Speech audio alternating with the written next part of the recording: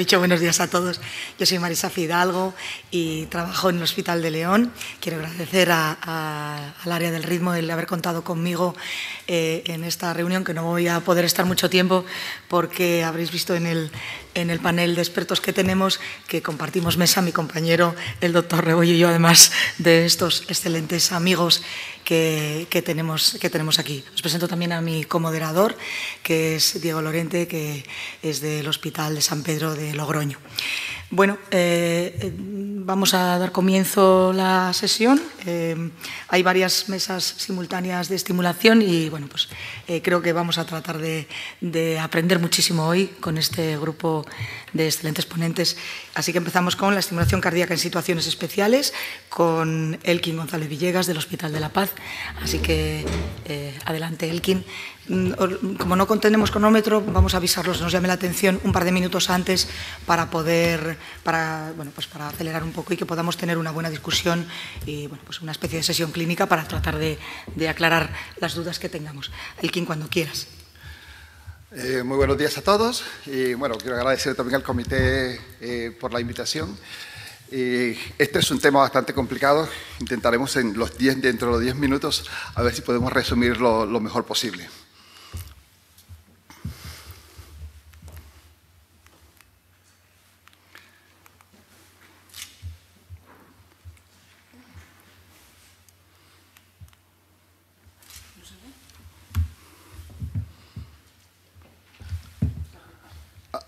Ahí estamos.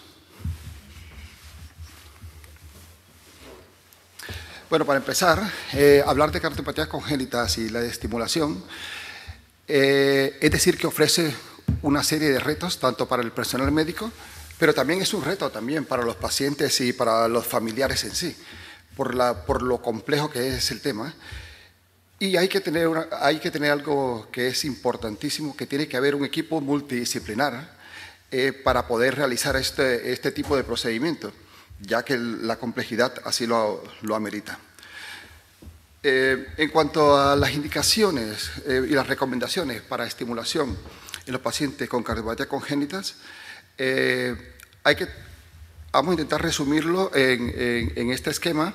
En los pacientes con bloqueo AV congénito completo de alto grado, se recomienda el marcapaso si alguno de los siguientes factores de riesgo están presentes. Si hay síntomas, si hay pausa mayor de 3 segundos, el ritmo de escape sea un QRS ancho, el intervalo QT prolongado, la ectopia ventricular compleja y una frecuencia cardíaca diurna por debajo de 50 latidos por minuto. Esto entre las principales indicaciones.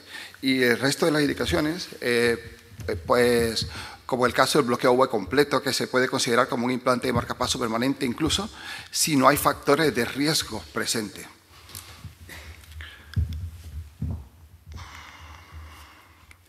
En cuanto a las recomendaciones, en miocardiopatía obstructiva hipertrófica, pues sabemos que la estimulación secuencial con retardo AV corto puede considerarse en pacientes en ritmo sinusal que tienen otro tipo de indicaciones, como DICE, etcétera, e intentar que en aquellos pacientes que el tratamiento o la medicación ha sido infructuosa, y con esto podemos mejorarlo solamente con el intervalo V corto. Se dice que alrededor de la estimulación secuencial con el AV corto mejora el gradiente hasta en un 35% de estos pacientes.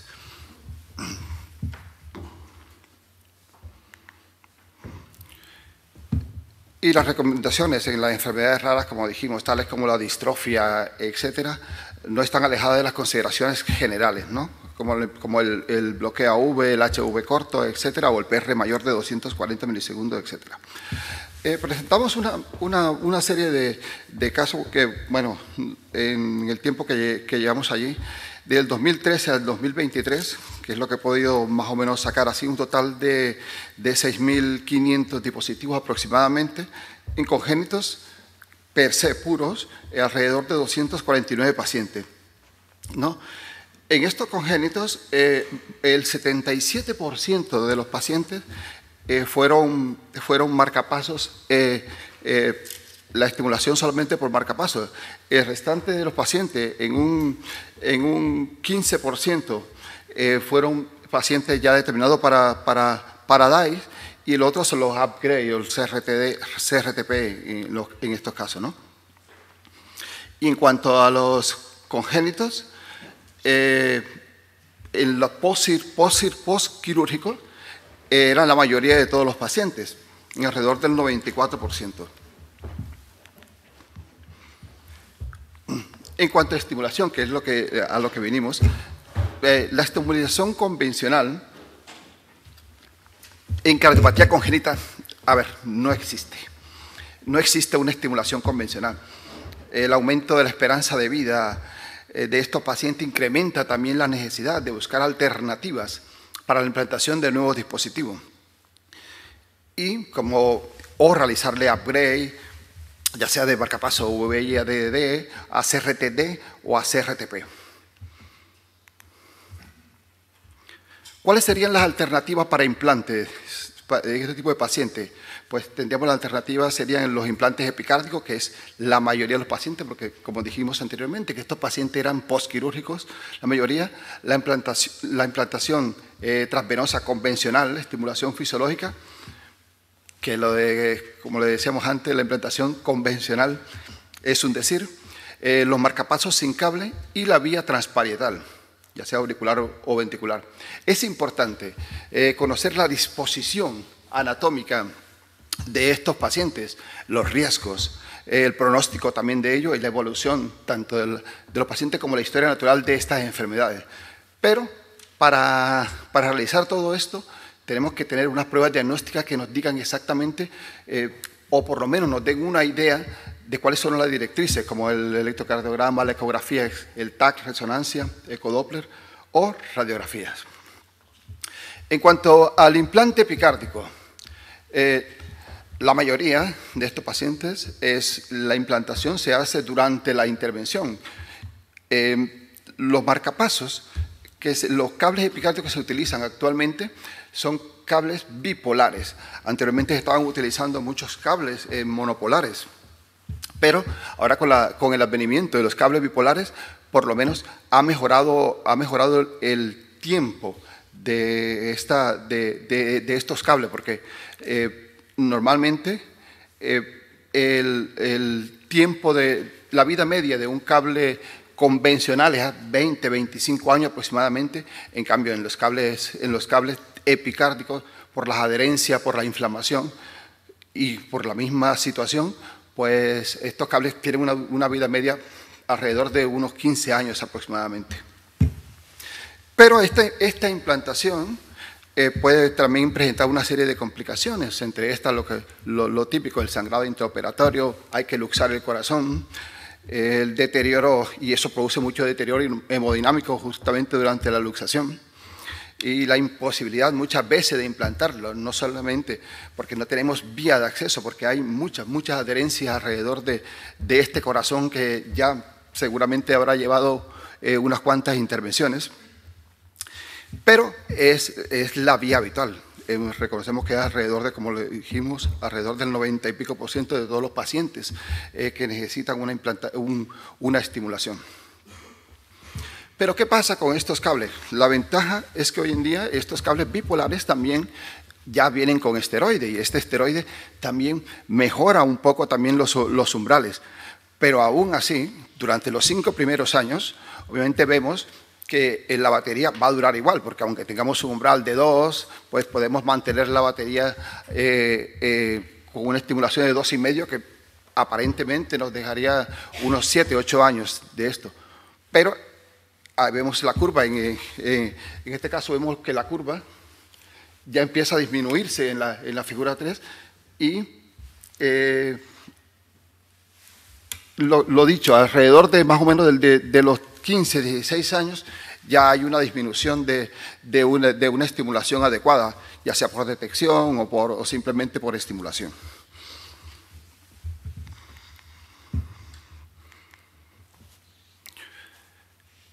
En la implantación, lo que dijimos, implantación transvenosa convencional, llamémoslo así, Los pacientes pediátricos con cardiopatía congénita están en riesgo de producirse, ya sea por la misma estimulación o secundaria a ello, una disincronía, que eso se traduce posteriormente en una miocardiopatía dilatada, etc. Y dentro del 10 al 20% de la estimulación ventricular derecha convencional se asocia con un mayor riesgo de deterioro de la función ventricular sistémica. Elkin, un minuto. Un minuto. Lo que se traduciría en una insuficiencia cardíaca y muerte de estos pacientes.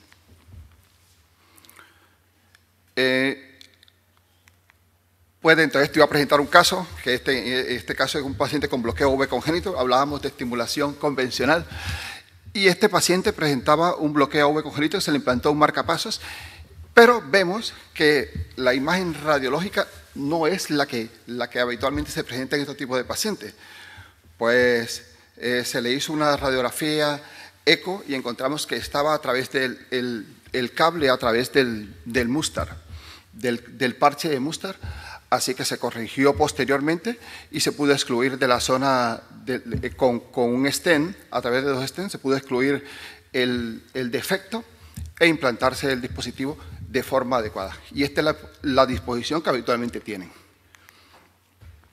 En cuanto a la estimulación fisiológica, lo que le llamamos estimulación fisiológica actual, pues la combinación de sincronía hace que estos pacientes, lo dicho, producen mucha disfunción ventricular con miocardiopatía dilatada y por eso se recomienda en algunos pacientes directamente con esta disincronía, se recomienda la estimulación fisiológica, ya sea los resincronizadores. Pero los posibles inconvenientes son estos, que las lesiones quirúrgicas del sistema de conducción estén afectadas y hoy en día pues estamos intentando hacerlo todo por rama izquierda en la mayoría de los casos, pero todavía nos queda un poco por caminar en estos aspectos, como en el estudio de Moore, que nos dicen que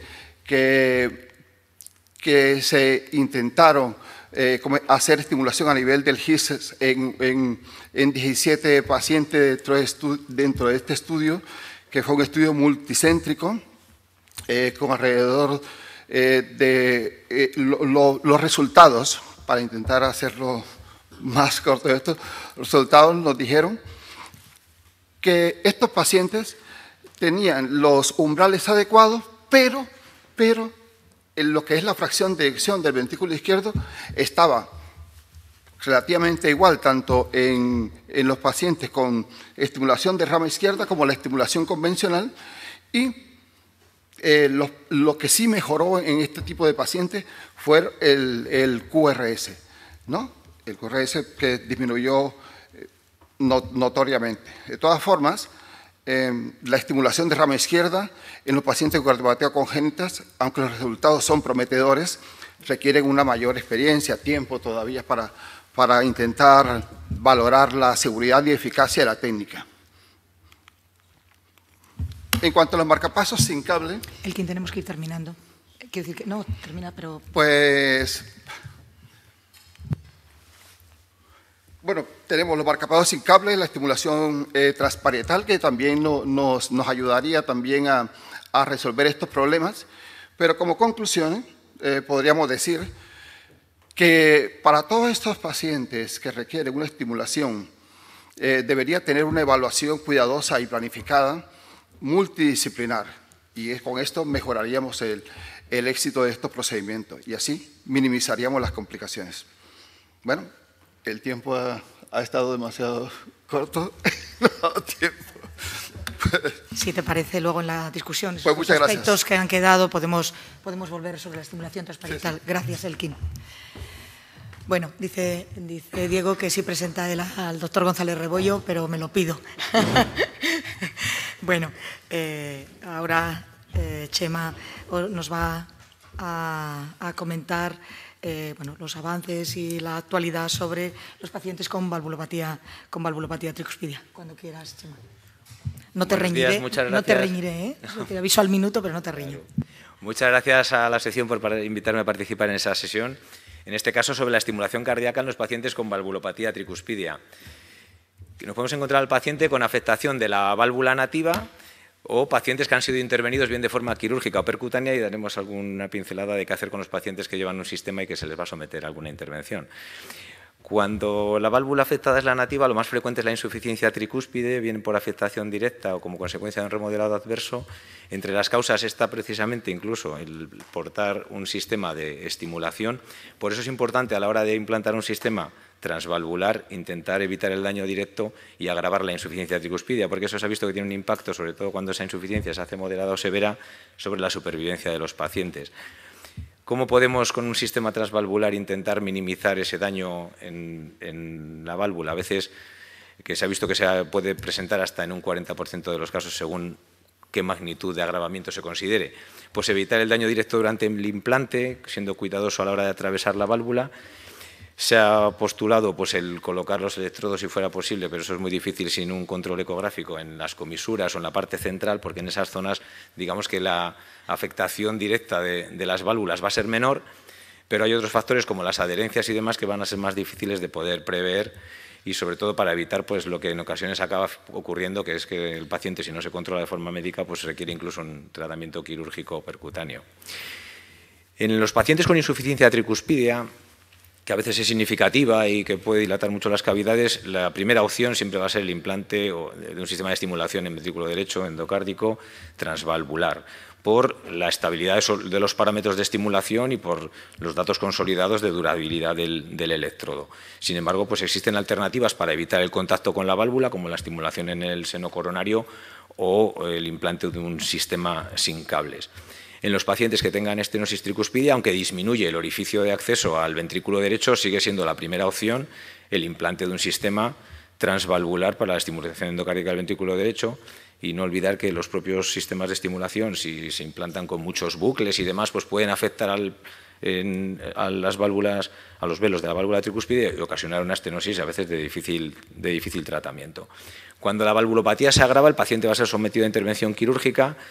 Es verdad que se han multiplicado por 3 las intervenciones quirúrgicas sobre la válvula tricúspide en los últimos 10 años y que las tasas de necesidad de marcapasos en estos pacientes pues, oscilan según las series de 7 a 35%, sobre todo si hay sustitución valvular, sobre todo si hay un anillo, sobre todo si los pacientes están reoperados, si afectan a múltiples válvulas, lo cual en ocasiones va a suponer un reto. Es importante conocer o disponer de los informes de qué técnicas ha utilizado para poder abordar mejor el acceso al tratamiento de estos pacientes, pero en general la primera opción también va a ser en las reparaciones con anillo tricúspideo el implante de un sistema transvalvular, por lo que comentamos de la mejor evolución de los parámetros, y se ha visto que en algunas series de pacientes pues, no existen diferencias en el agravamiento de la insuficiencia tricúspidea entre portar un sistema transvalvular o no portarlo, y tampoco en la supervivencia de estos pacientes con anuloplastia tricúspide que se les implanta un sistema transvalvular. Como alternativa, con menos estabilidad de los parámetros y a veces de garantizar la seguridad de la estimulación, pues se puede utilizar la estimulación transvenosa en el seno coronario para no contactar con la válvula tricúspide y con el anillo tricúspideo. En este caso, como no se busca la resincronización, pues buscando la rama más estable y con mejores parámetros, yéndonos a la rama que nos resulte mejor. Y también, actualmente, sin olvidar que disponemos del abordaje con un marcapasos sin cables, que se puede acceder perfectamente a través de la anuloplastia y evitar de esa manera pues, la interferencia directa con el anillo y con la válvula. Evitar las posiciones muy próximas al plano valvular y muy septales, que son las que más pueden interferir con el funcionamiento de la válvula. Y también podríamos estimular en algunos pacientes en el GIS, que dado que la anuloplastia provoca un bloqueo pues a nivel nodal, pues permite capturar el sistema de conducción y lograr una captura efectiva, si bien pues la durabilidad y la estabilidad de los parámetros pues no es tan idónea como en el transvalvular transvenoso. Y sin tampoco descartar, si llega el caso y lo necesita, de la estimulación a través de la anuloplastia de la propia rama izquierda.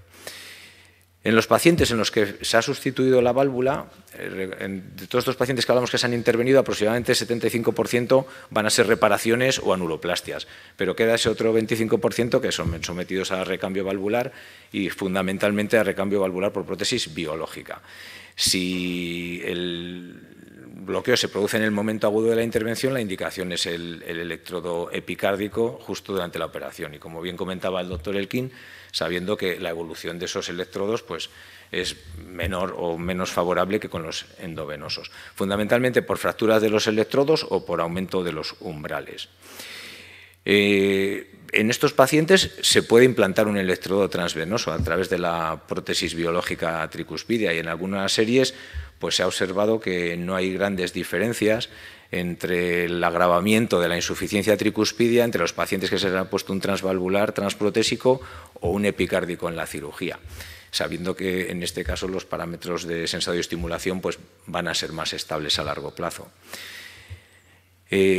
Aunque ya digo que los resultados en algunos estudios pueden ser contradictorios, la mayoría han dado por bueno el que los resultados no son malos y que se puede utilizar. Si bien lo idóneo es evitar interferir con la prótesis implantada y utilizar otros accesos como es la estimulación endovenosa a través del seno coronario o también con el implante del sistema sin cables a través de la prótesis biológica tricuspidea, con buenos resultados en las series publicadas.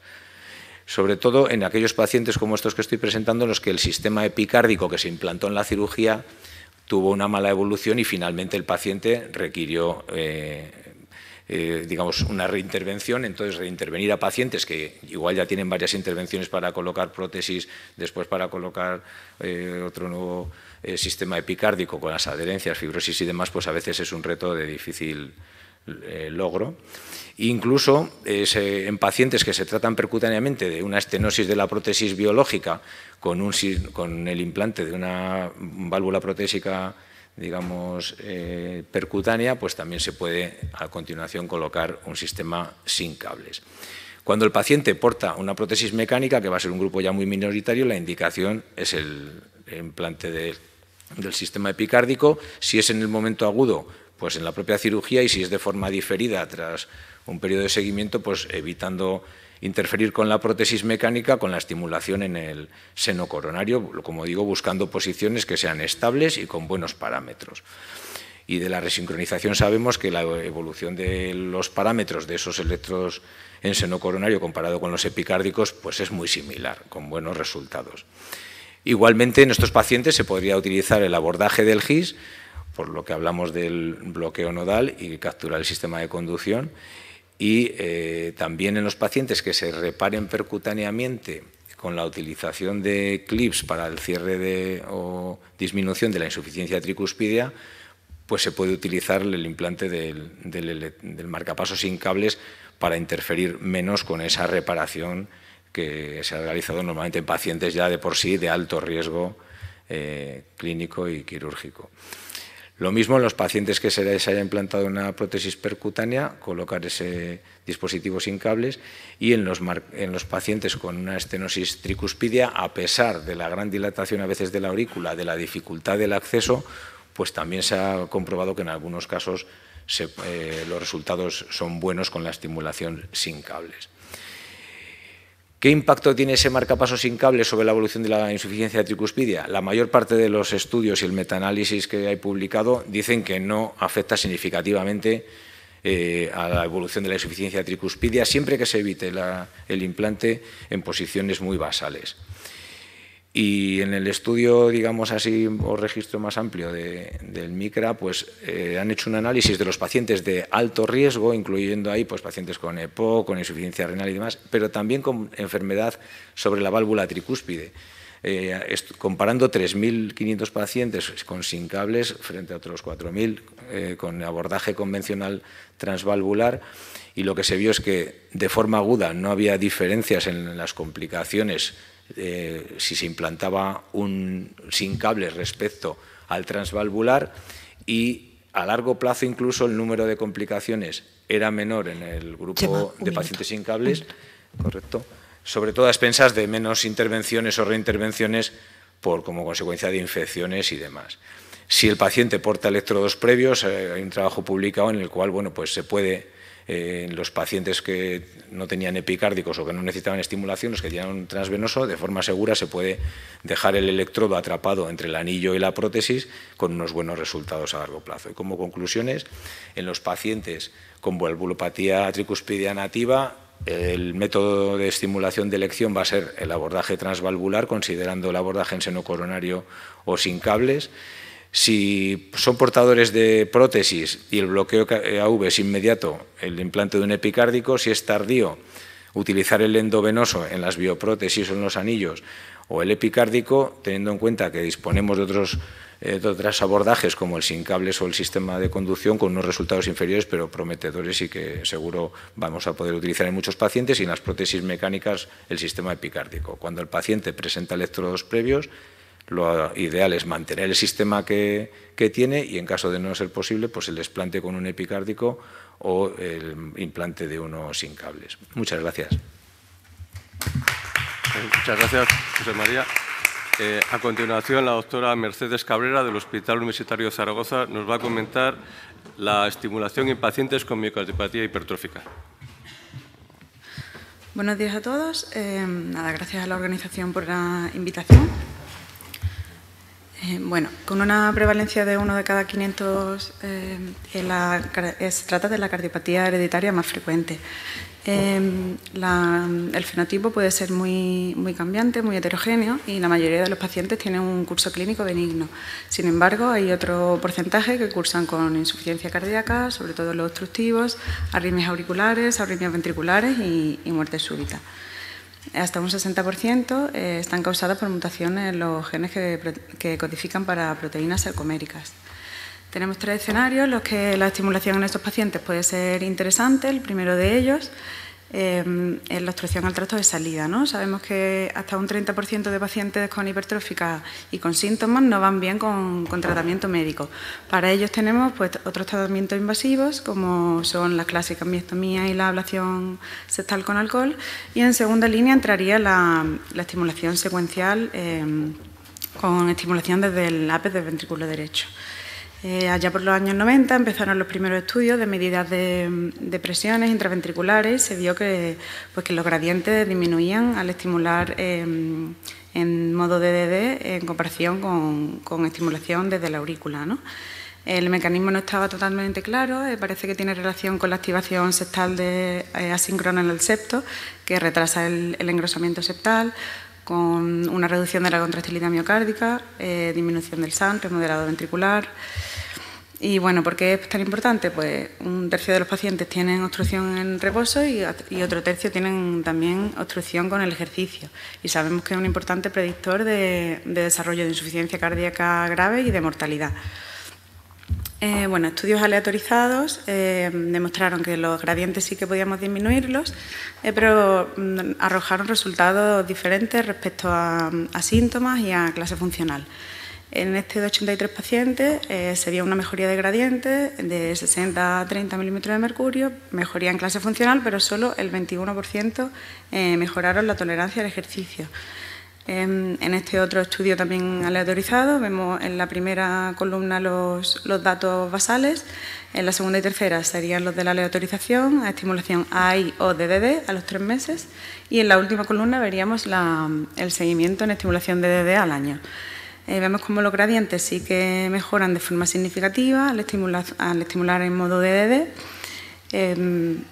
pero sin embargo luego en los parámetros objetivos vemos que simplemente con la aleatorización, la ANIJA y los cuestionarios de calidad de vida ya los pacientes mejoraban, ¿no? Solamente al aleatorizarlos, sin diferencia entre los dos modos de estimulación.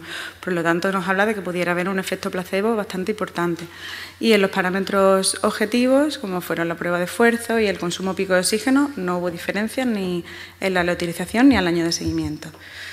Sí es verdad que un pequeño subgrupo de pacientes de mayores de 65 años parece que respondieron mejor clínicamente y que podrían beneficiarse más de esta técnica. Otros estudios observacionales con un seguimiento muy largo sí que pues seguían mostrando mejorías en la clase funcional y en los gradientes, pero siempre nos quedamos en una disminución modesta del gradiente, ¿no? El gradiente basal sigue siendo un poco elevado. Y bueno, aquí se vio que no había diferencia en respecto al grosor septal, diámetros telediastólicos y respecto a la FEBI. Con estos resultados un poco contradictorios sobre gradientes y síntomas, pues la guía de estimulación, como ha dicho bien el compañero antes, le da una indicación 2B a la estimulación secuencial en pacientes que no se consideran para otras terapias de reducción septal, pacientes que ya tienen indicación de estimulación o de DAI por otro motivo, en los que se implantaría un dispositivo bicameral, y pacientes que tienen alto riesgo de bloqueo tras una ablación septal. Sin embargo, pues la miostomía y la ablación septal sí que tienen indicación clase 1. Y bueno, así lo confirman algunos estudios aleatorizados que de estimulación frente a terapias de reducción septal se ven pues, mejorías mucho mayores con la miectomía y con la ablación, y mejorías clínicas y de consumo picos de oxígeno mucho mejores con la miectomía. Seguimos buscando formas de reducir el gradiente. Allá por 2010 empezaron las primeras series de Resincro, son estudios pequeños, observacionales. En este, por ejemplo, en registro español, que bueno, se resincronizaron 12 pacientes y compararon los gradientes basales con la estimulación apical y la estimulación biventricular. Y se vio que la estimulación biventricular mejoraba más los gradientes. Y esta reducción de gradiente seguía mejorando con el tiempo de seguimiento, ¿no? Se vieron mejorías en la NIJA, en el TACE de 6 minutos, en la masa ventricular y en la insuficiencia mitral. Arriba vemos un paciente respondedor, cómo mejoran los gradientes cuando el movimiento septal se retrasa respecto a la pared lateral, y abajo un paciente no respondedor en el que el gradiente no mejora porque la pared lateral y el septo se contraen de forma más simultánea. Y bueno, este es el estudio TriChampion, que se planteó con objeto de ver el efecto de la estimulación biventricular y optimizada con ablación del nodo AV si en el caso necesario, que se tuvo que terminar de forma precoz y del que no disponemos pues resultados muy definidos. ¿Qué pasa con la hipertrófica no obstructiva? Parece que bueno, estos pacientes también podrían beneficiarse algo de la estimulación. En este estudio muy reciente eran pacientes que tenían indicación de DAI, se implantó un dispositivo bicameral y se optimizó el IAV con ecocardiograma. Aquellos pacientes que respondieron, se vio una mejoría en la función diastólica, en la NIJA y en la reducción del BNP. Y el resincro en este grupo de pacientes también parece que mejora la capacidad de ejercicio, ¿no? a expensas de aumento del llenado diastólico. Otro grupo de pacientes de los que quería hablaros es los pacientes que ya se han sometido a terapia de reducción septal. En este estudio vieron el efecto sobre el sistema de conducción de estas terapias. La ablación septal pues, afecta más a la rama derecha y la miectomía a la rama izquierda. Por tanto, bueno, se vieron las tasas de bloqueo AV en la ablación septal bastante elevadas, ¿no? De un 12%, sobre todo a expensas de pacientes que tenían BRI previo. Y en la miectomía un 3%, mucho menos de tasa de bloqueo AV, sobre todo a expensas de pacientes que tenían bloqueo de la rama contralateral a la que afecta la técnica. Tasas similares en otros estudios, y bueno, esto es una cohorte de pacientes muy larga de miectomía, 2.500 pacientes, y lo mismo, un 2% de bloqueo AV y hasta un 34% de ellos tenían bloqueo de rama derecha previo. Sobre las bradiarritmias, pues sabemos que los pacientes con hipertrófica tienen la indicación de estimulación convencional con marcapasos por bradicardia asintomática o por bloqueo AV, según indican las guías de práctica clínica. Y bueno, es verdad que hay algunos subtipos que predisponen más al bloqueo AV, como el Fabry, la amiloidosis, las mitocondriales. Y bueno, es verdad que el riesgo de bloqueo en estos pacientes, que normalmente diagnosticamos cuando son jóvenes, se predispone que es bajo o nulo. Pero en este estudio, de los pocos que ha analizado la prevalencia de implante de marcapasos en estos pacientes, una cohorte también grande de 450 pacientes con hipertrófica, en el que se vio que la prevalencia era de hasta el 11%, ¿no? El 8% fueron trastornos primarios y el resto secundarios, ¿no? A ablación de nodo AV, a tratamiento farmacológico o post-terapias de reducción septal. Este otro estudio analizaron la necesidad de pacing en pacientes con desfibrilador y vieron que hasta un 44% de los pacientes que necesitaban el pacing fue por bradicardia o bloqueo, ¿no? Hasta el 22% de los pacientes necesitaron la estimulación y reportan una incidencia de un 13% a 5 años. Por último, nada, quería presentaros las series que hay de estimulación fisiológica en pacientes con hipertrófica, sobre todo pues, en pacientes no obstructivos, ¿no? En este caso son 11 pacientes y reportan tasas de éxito de alrededor de un 40%.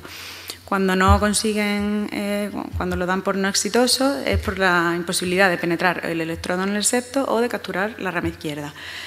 Como veis a la derecha, los casos que no tuvieron éxito tenían los pacientes un septo más grueso y más realce en la resonancia. Y los criterios que utilizaron para captura del sistema de conducción fueron bastante estrictos, ¿no? De una espícula LVAD en V6 de menos de 85. Mercedes, un minuto. Sí. Aquí vemos arriba un paciente en principio que no fue exitoso, la morfología en V1 típica de R', y con un LVAD largo, un paciente con realce, y abajo pues igual la morfología típica de R1 de R' en V1 con un LVAD corto de 64 que se consideraría exitoso. Este otro estudio, 13 pacientes hipertróficos respecto a 39 controles, pues reportan éxitos de mucho más altos, ¿no? De hasta un 92%, porque los criterios que utilizan para definir la captura del sistema de conducción son bastante más laxos, ¿no? Una espícula LVAD de 87 de media, que es mucho más elevado que el del estudio previo. Más parámetros de estimulación estables, no había deterioro de la FEBI ni aumentos del gradiente, y sí que reportan tiempos de procedimiento y de escopia un poquito más elevados. Y por último, una serie de 10 pacientes sometidos a mictomía en los que se estimuló la rama izquierda, hicieron estudio electrofisiológico y se vio que el bloqueo era infragisiano en el 90% de los pacientes. Por tanto, la estimulación del GIS no corregía el bloqueo de rama. La estimulación en rama izquierda tuvo un éxito del 90% y también a expensas de unos criterios más laxos de captura. Y consiguieron QRS de más o menos igual, parecido a los previos a la cirugía. Nada, para concluir, la estimulación apical en pacientes con hipertrófica parece disminuir de forma moderada los gradientes del tracto de salida y los síntomas, pero con un efecto placebo importante, por lo que no debe ser considerada la primera línea de tratamiento en estos pacientes, aunque podría ser una opción en pacientes que no sean candidatos a terapias de reducción septal y, como hemos visto, subgrupo de pacientes un poco más añosos a partir de los 65 años. La resincronización parece que presenta mejoría de los parámetros clínicos respecto a la convencional, pero solo disponemos de estudios observacionales pequeños y las terapias de reducción septal pues, presentan tasas no despreciables de bloqueo AV. Por último, la estimulación de rama izquierda puede ser una opción en pacientes con bloqueo AV sometidos a terapia de reducción septal y aquellos con miocardiopatía hipertrófica no obstructiva. Muchas gracias. Muchas gracias, Mercedes. Ya para finalizar, el doctor Ignacio Mosquera, del Hospital Universitario de La Coruña, nos va a comentar la estimulación en pacientes con miocardiopatía infiltrativa. Hola, buenos días. Muchas gracias al comité organizador y a vosotros por estar hoy aquí.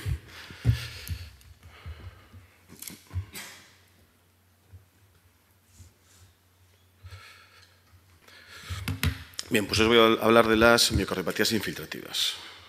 Bueno, como sabéis, es un grupo heterogéneo de enfermedades, lo cual hace que su manejo y pronóstico sea muy diferente unas de otras. Pueden afectar solo al corazón o también sistémicamente, lo cual condiciona mucho su pronóstico, que en general no es bueno, aunque últimamente está mejorando por terapias específicas que están en desarrollo.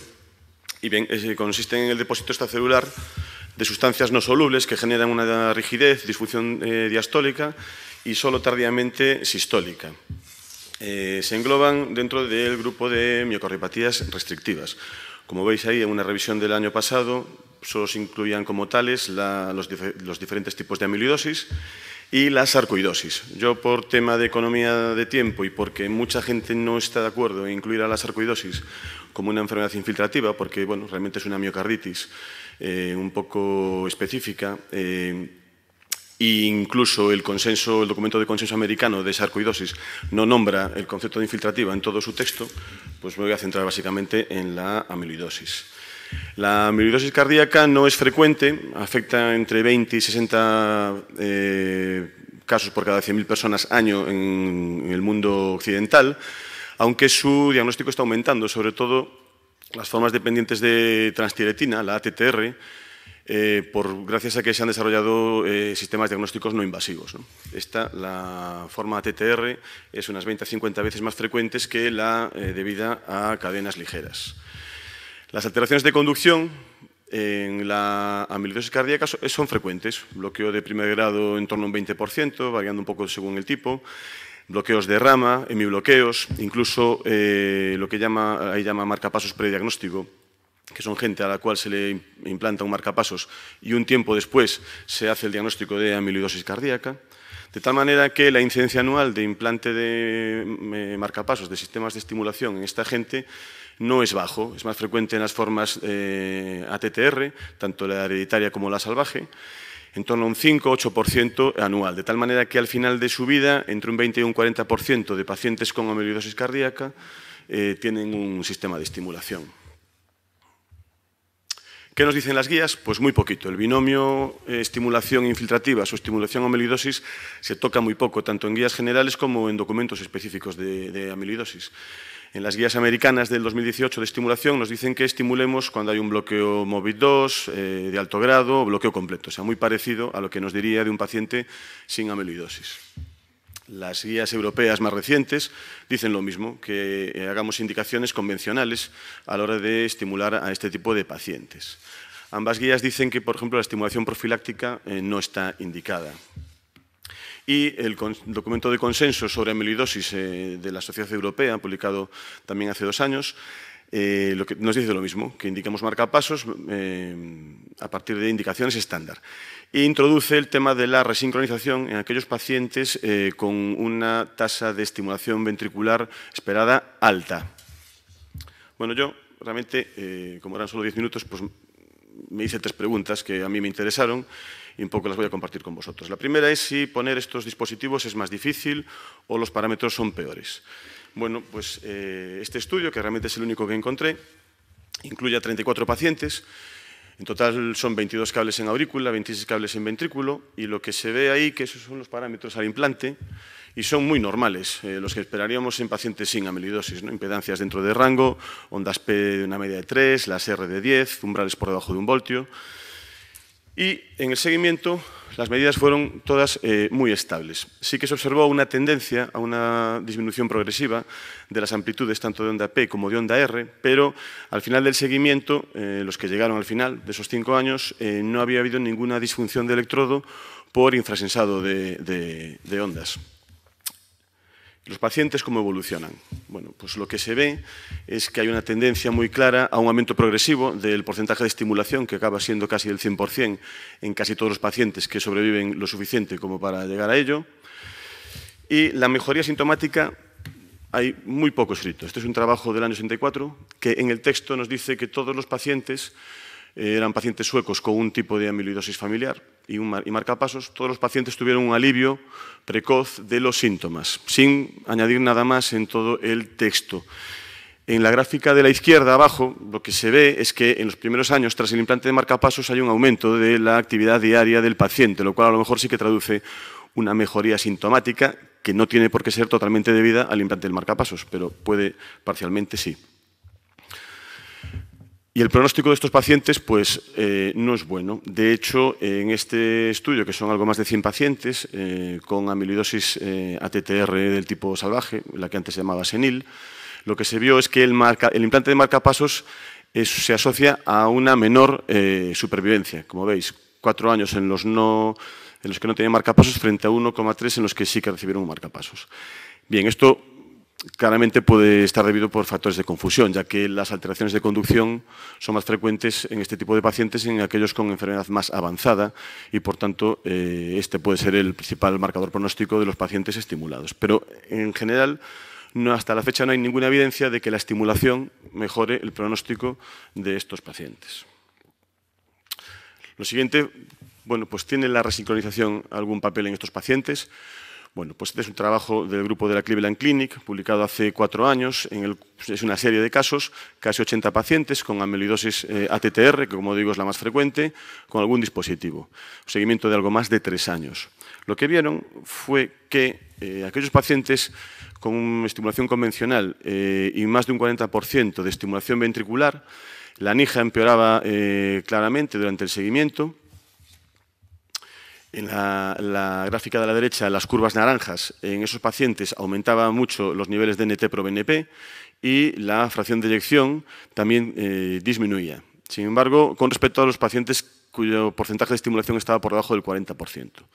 Y en los resincronizados se vio que la clase funcional se mantenía estable o disminuía un poquito, mejoraba un poquito, los niveles de NT-proBNP eran estables durante todo el seguimiento y la fracción de eyección aumentaba, es la línea verde, hasta casi igualar a la fracción de eyección de los otros dos grupos de estimulación convencional. Al año siguiente publicaron el mismo grupo este otro estudio en el cual comparan a 30 pacientes con resincronización con un grupo control emparejado por esas variables que veis ahí, también de amiloidosis ATTR, pero sin resincronización.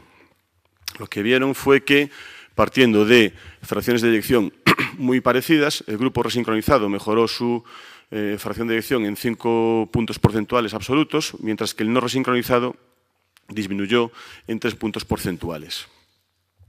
Y también la supervivencia de los resincronizados, que es la curva roja, fue mejor que la de los no resincronizados con una HR ajustada de 0,40. Este grupo lo que dice es que en pacientes con indicación de resincronización estándar, pero con amiloidosis cardíaca, pues son candidatos a la misma. Otro trabajo publicado también el año pasado, sin embargo, nos recuerda que el pronóstico de estos pacientes sigue siendo no demasiado bueno. Aquí compararon 47 pacientes resincronizados con amiloidosis cardíaca con otro grupo control de miocardiopatía dilatada no isquémica también resincronizados. Lo que vieron fue que el porcentaje de respuesta ecográfica fue mucho menor en los pacientes con amiloidosis con respecto a los que tenían una dilatada no isquémica, y que el pronóstico de los pacientes con amiloidosis resincronizados fue claramente peor que el de los que tenían una dilatada no isquémica. Por tanto, tenemos que recordar que, aunque sí que pueden responder a la resincronización, es un grupo en general de mal pronóstico. Por último, ¿tiene algún papel la estimulación de GIS o área de rama izquierda? Bueno, pues el único trabajo que encontré es este, que probablemente los autores estén en este congreso porque son del grupo de Granada, que publican 3 casos de pacientes con amiloidosis cardíaca por ATTR, pacientes ancianos. Un minuto. Ancianos con 2 con indicación por fracaso de resincronización convencional, y lo que vieron es que es factible, que los parámetros electrocardiográficos mejoran, que los parámetros de fracción de eyección también, y en los primeros 6 meses parece que los pacientes tuvieron menos ingresos que en los 6 meses previos al implante. Por tanto, mis conclusiones es que bueno, es un grupo de pacientes infrecuente, pero que irá en aumento, sobre todo por la mejoría diagnóstica. La estimulación es muy habitual en este tipo de pacientes. De momento se recomiendan indicaciones estándar de estimulación. La evolución de los parámetros es buena, la de los pacientes no tanta, y parece que el papel de la estimulación fisiológica, resincronización o GIS rama izquierda en indicaciones convencionales pues se puede considerar. Muchas gracias. Muchas gracias. ¿Alguna pregunta de la audiencia? Sí. Vicente. Enhorabuena por la mesa, creo que está muy bien, todas las ponencias han estado. Yo tenía una pregunta un poco a Mercedes, pero bueno, pues también me gustaría oír la opinión de los demás en relación a los pacientes con miocardiopatía hipertrófica que tengan necesidad de estimulación ventricular por un bloqueo V, pacientes que no sean un caso desesperado de una obstrucción del tracto de salida, que no puedas... que tengas que plantearte pues, ablaciones o estimulación desde el APES de ventrículo derecho, ¿cuál sería vuestro primer abordaje? Porque ahora se habla mucho y de hecho está viendo muchas publicaciones de la estimulación del sistema de conducción, pero no parece que tenga mucho sentido, ¿no? ¿Qué es lo que pensáis al respecto?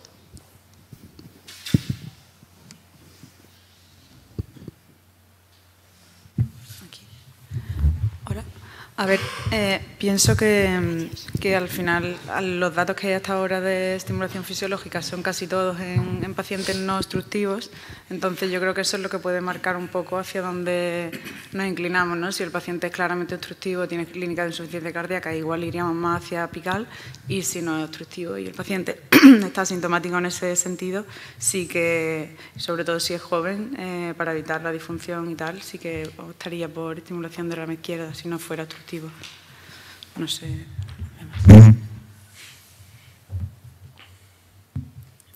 ¿Alguna pregunta más? Pues voy a preguntar a Elkin, ya que se ha quedado a medias, que nos explicara un poco la técnica transparietal.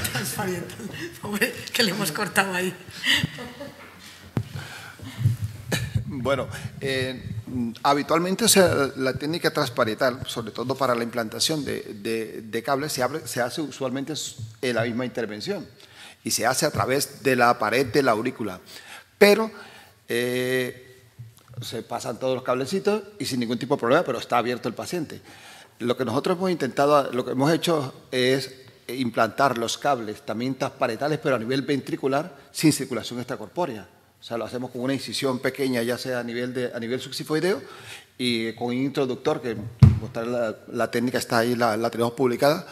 Y esto, por lo menos, nos da muchas opciones. O sea, nos da no solamente la opción de implantar el cablecito, sino buscar el sitio de mejor activación, porque podemos hacerlo hasta en GIS, en rama izquierda, donde queramos.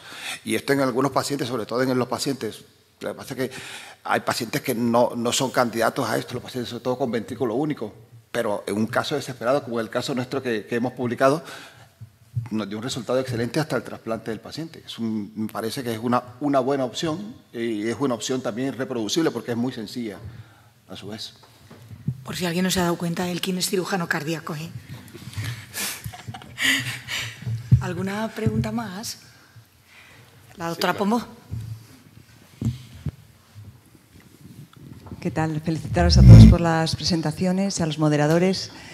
Y yo quería preguntarle a Chema, pacientes con un poco vuestra experiencia, ¿no? O a ver cómo lo planteáis. Un paciente con insuficiencia tricúspide severa que es portador de un cable endovenoso de larga data.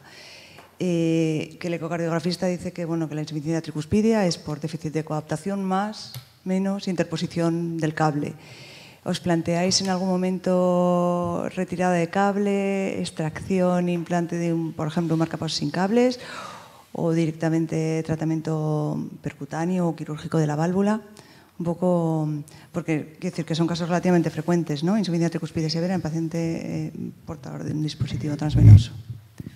Claro, de primeras siempre el manejo inicialmente conservador.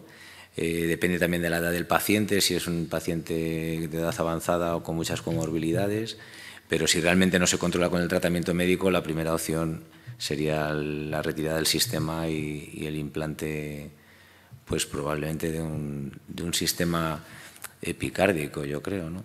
Inicialmente, pero por lo menos en nuestra experiencia. Es verdad que el sistema sin cables pues se está utilizando. Nosotros no tenemos experiencia como para poderlo apoyar, pero es una alternativa prometedora y que seguro que se está utilizando cada vez más. Son pacientes a veces con una distorsión de las cavidades muy grandes, de difícil acceso, a veces incluso el llegar en esas cavidades tan grandes a apoyar bien el sistema no es fácil, pero yo creo que va a ir por ahí, sobre todo para disminuir la invasividad del procedimiento precisamente en pacientes con comorbilidades y con cierta edad ya. Yo quiero hacer un comentario, era una pregunta que iba a dirigir yo a Chema, que hay una cosa muy importante y es que él ha hablado de cómo colocar los electrodos para que no tengan una insuficiencia tricúspide, que es la pregunta que, o sea, lo importante es prevenir eso relacionado con el tipo en el momento del implante, ¿no? Y es que la colocación, creo yo que Chema estará de acuerdo conmigo, dice, bueno, tendríamos que disponer de una ecografía, pero si tú metes el electrodo en el tracto de salida ventrículo derecho, sabes que va a ir al sitio menos malo. Y luego hay un comentario que nos ha dicho Chema.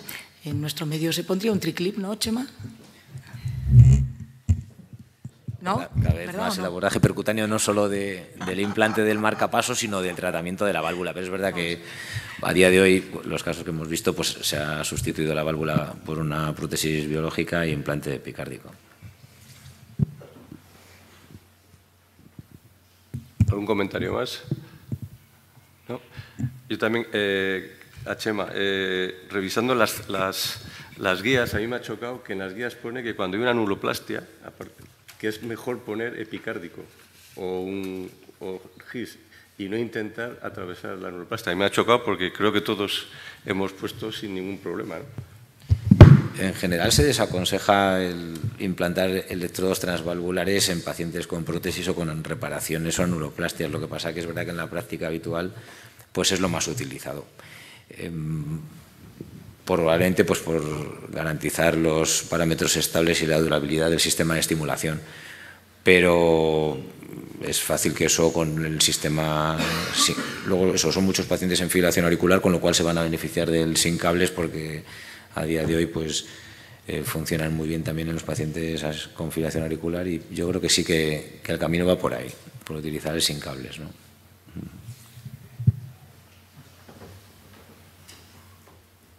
Yo quería hacerle un comentario a Mercedes. Esto de definir añosos como mayores de 65 no lo veo, ¿eh? Yo menos. Sabía que iba a generar polémica el comentario. ¿Perdón? Nos hemos quedado muertos, ¿eh? Nos hemos quedado muertos. Oye, yo quería preguntarle también a Elkin, ¿en qué circunstancias estáis haciendo una cirugía cardíaca? Bueno, si se te ocurre, ¿qué pacientes más frecuentemente decides implantar y dices, este paciente se va a bloquear, le voy a poner ya un epicárdico en la pared libre, para que además luego no tengan problemas con los resincronizadores o con la estimulación gisiana, lo dejemos profilácticamente? Es que eso depende del tipo de cirugía, o sea, de una cirugía de esta más agresiva, que lo peor del caso es que estos pacientes ya vienen cirugía tras cirugía, no es solamente, es la primera, solamente hacerle un Mustar o un cierre de CIV. Los pacientes suelen tener ya cirugías, múltiples cirugías. Entonces, en este tipo de pacientes directamente o se le deja para resincronizar en un futuro o se le deja ya directamente el cable, aunque sea tunelizado, y allí se deja el cable, porque sabiendo que el posoperatorio y la fibrosis que se produce allí va a ser bastante grande, pues lo que directamente se le dejan los cables y se le dejan allí tunelizados, aunque el paciente aparentemente no lo vaya a necesitar en un futuro. Pero como sabiendo que estos pacientes van a tener miocardiopatía dilatada, seguro casi en un alto porcentaje, estamos hablando de los pacientes de TGA, pacientes complejos, pues dejarle el cable ahí tampoco pasa nada. Bueno, pues si no hay ninguna pregunta más, agradeceros vuestra atención a estas altas horas, a estas horas de la mañana.